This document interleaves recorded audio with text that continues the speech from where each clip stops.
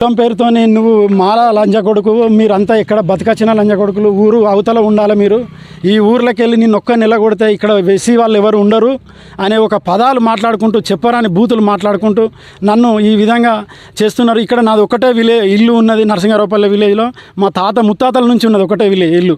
కానీ ఇక్కడ నాకు సాక్ష్యం చెప్పమనంటే ఎవరు కూడా సాక్ష్యం, ఆ దొరకు భయపడి ఎవరు కూడా సాక్ష్యం చెప్పారు. ఆయన మాట్లాడిన మాటలు, ఆయన దుబ్బులాసిన మాటలు కూడా మీకు వీడియో కూడా ఉన్నది సార్. నేను నీకు గుద్దకు పనులు వచ్చినాయి అనే పదాలు మాట్లాడిండు.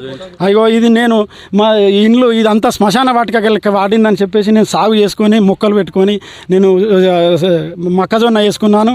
అంతమంది కూరగాయ చెట్లు పండించుకున్నాం. మా తాత ముత్తాతల నుంచి అక్కడ బావి ఉండే చేత బావి, ఆ బావి కూడా మాదే మూట కొట్టేది మా తాత.